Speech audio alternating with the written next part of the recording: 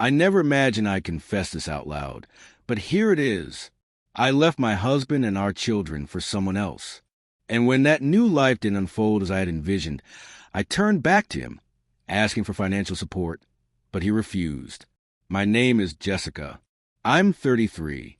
I was married to Mark for 7 years, and together we had 2 beautiful children, Ethan and Lily, who I love beyond words. But love, I told myself, sometimes is enough. Our marriage wasn't disastrous. It wasn't full of fights or resentment. It was stable, predictable, comfortable. Mark was a good man, steady, patient, kind, devoted to our family. He never raised his voice, never faltered in his responsibilities.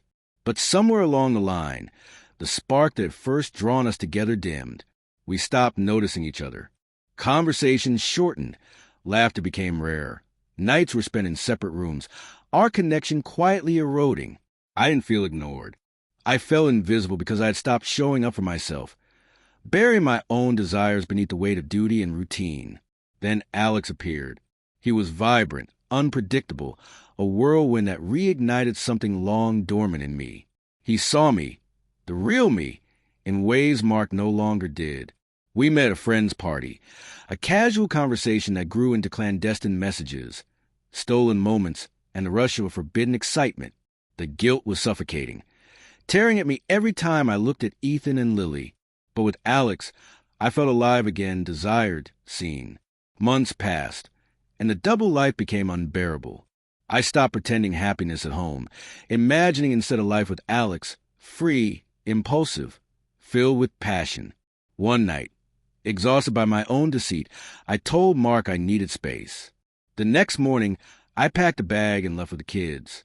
I convinced myself it was about self-discovery, but the truth was I was chasing Alex.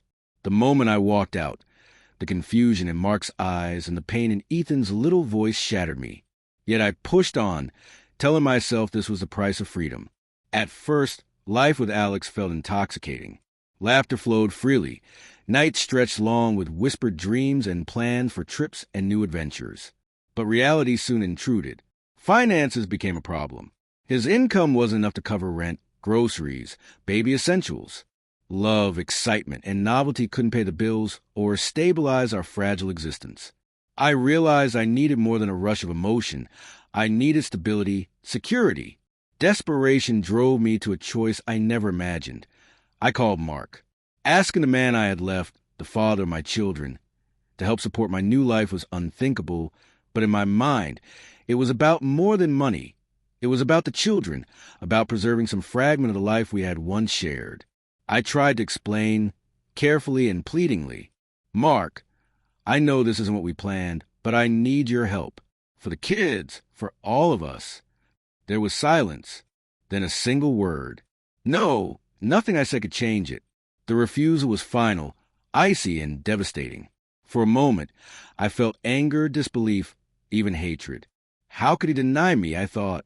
Didn't he understand I was trying to create something new? But the truth hit me harder than his denial ever could. I had left my family, chasing a dream that wasn't real. The excitement I had found with Alex began to sour, replaced by tension, arguments, and the suffocating weight of reality. I missed Ethan's laughter. I missed the quiet companionship Mark and I once shared. The freedom I had chased felt more like a cage than liberation. Accepting the consequences of my choices became unbearable. Mark's no was more than money. It was a boundary I had crossed, a line I couldn't undo. I had been selfish, blinded by passion, neglecting the family I had once vowed to protect. Alex tried to understand, but the cracks in our relationship widened. The passion faded, replaced by financial stress and quiet arguments. The new life I had envisioned began to crumble around me.